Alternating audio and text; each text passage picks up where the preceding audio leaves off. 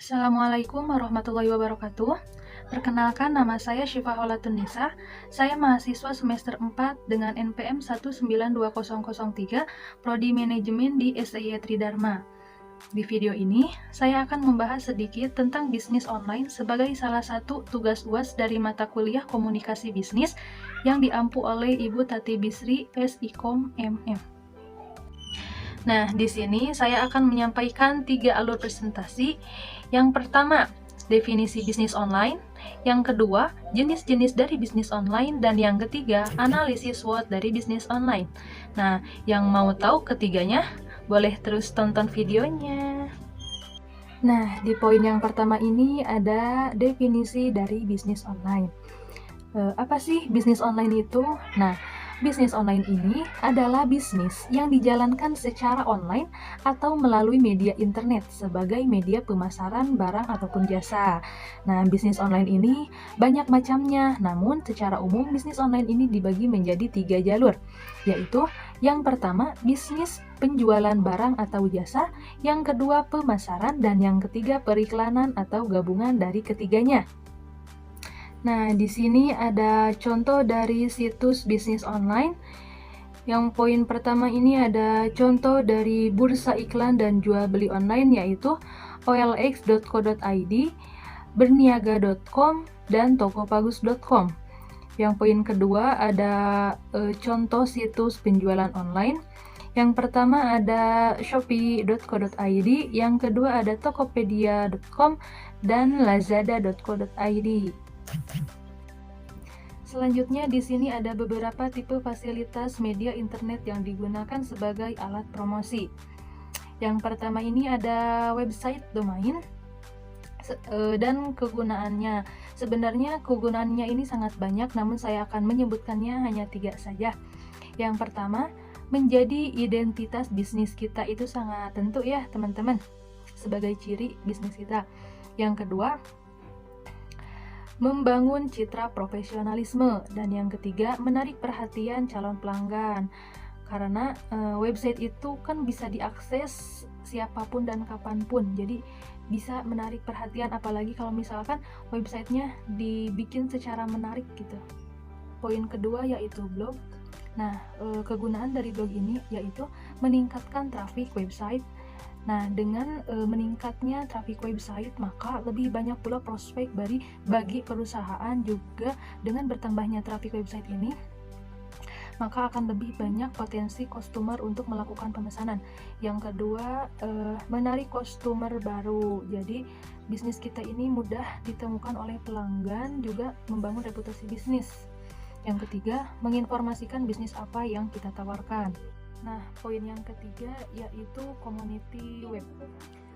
Kegunaan community web ini yaitu yang pertama, memperkuat jaringan.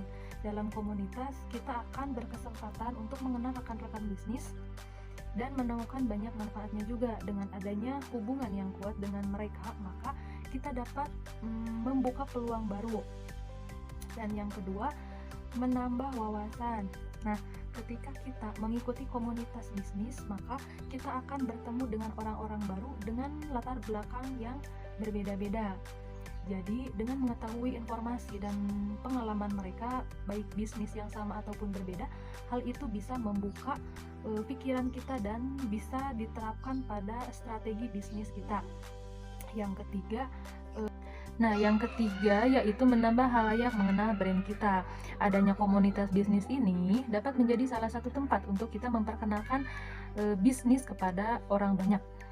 Nah, poin ketiga dari tipe fasilitas media internet yaitu social network. Kegunaan yang pertama yaitu menemukan calon konsumen dengan cepat. Misalnya di Instagram atau Facebook yang sudah memiliki fitur pencarian. Jadi hal itu dapat mempermudah orang untuk mencari apa yang mereka inginkan. Yang kedua yaitu menganalisis calon konsumen. Dari media sosial, kita dapat melihat apa yang mereka upload atau bagikan. Jadi kita dapat mengetahui banyak data yang akan ditemukan tentang target konsumen. Dengan begitu, kita dapat menggunakan informasinya untuk membuat keputusan yang lebih tepat terkait bisnis kita. Yang ketiga yaitu memberi feedback lebih cepat dan mudah. Ini tentu ya karena untuk sekarang media sosial sudah memiliki platform untuk berinteraksi antara penjual dan pembeli. Semakin cepat respon, semakin baik kita membantu mereka para pembeli, maka semakin besar juga tingkat kepercayaan konsumen terhadap bisnis kita.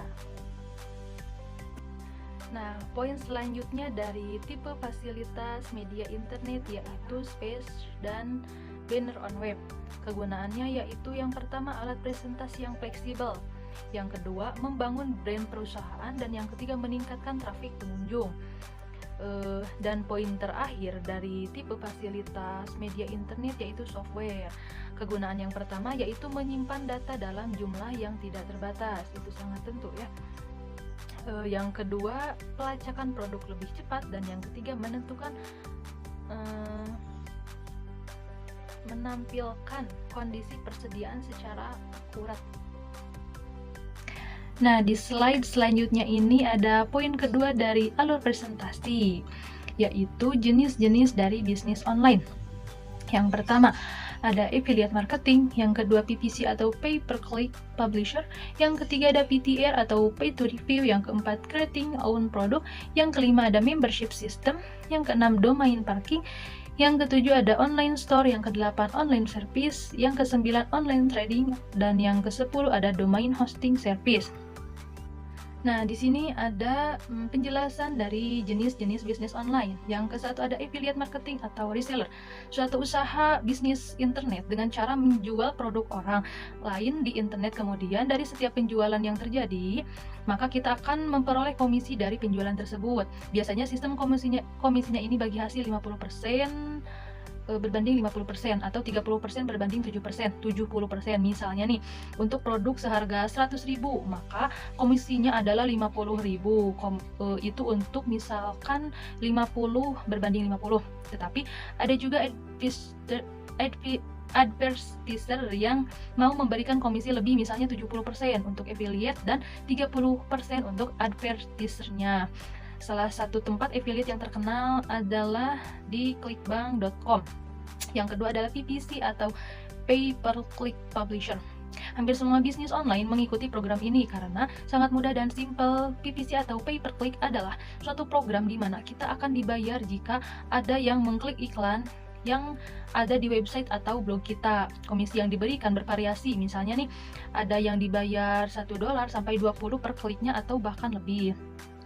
Ada banyak sekali broker PPC yang ada di internet, misalnya yang paling terkenal adalah Google Ads dan lainnya seperti AdBright, Adster, AdTool, Bidpaster.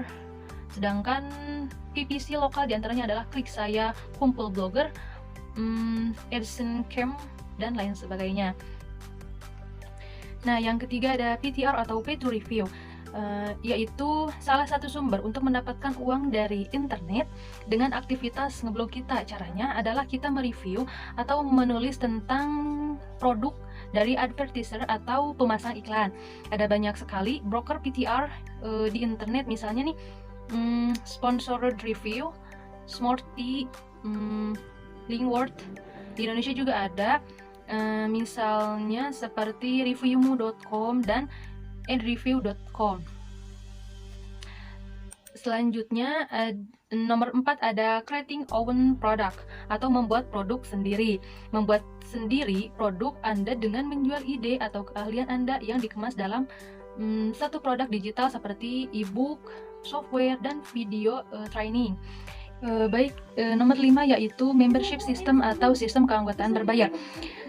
Kita dapat membuat kursus belajar bisnis online seperti situs asianbrain.com ataupun forum berbayar yang lainnya.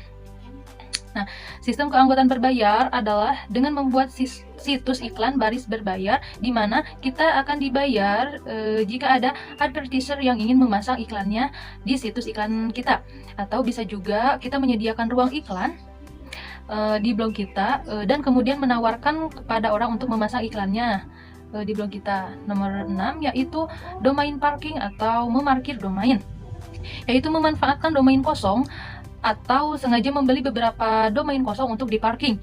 Domain kosong tersebut bisa diisi dengan iklan sehingga kita akan mendapatkan penghasilan dari iklan tersebut.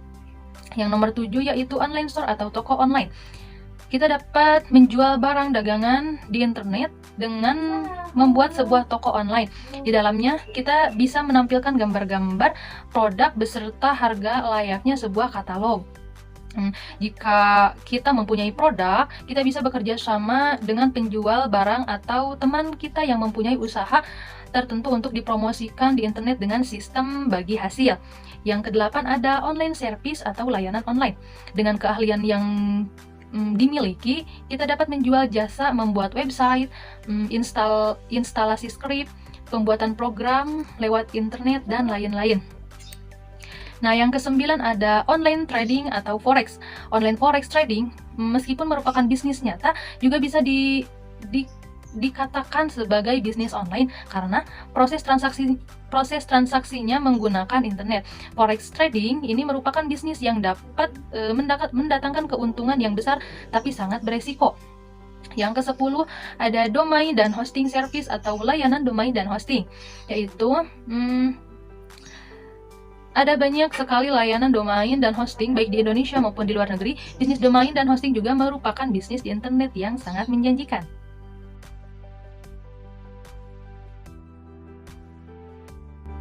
Baik, itulah presentasi dari saya tentang bisnis online. Mohon maaf jika ada salah kata dalam pengucapannya. Semoga bermanfaat untuk teman-teman semua. Wabillahi taufiq wal hidayah. Wassalamualaikum warahmatullahi wabarakatuh.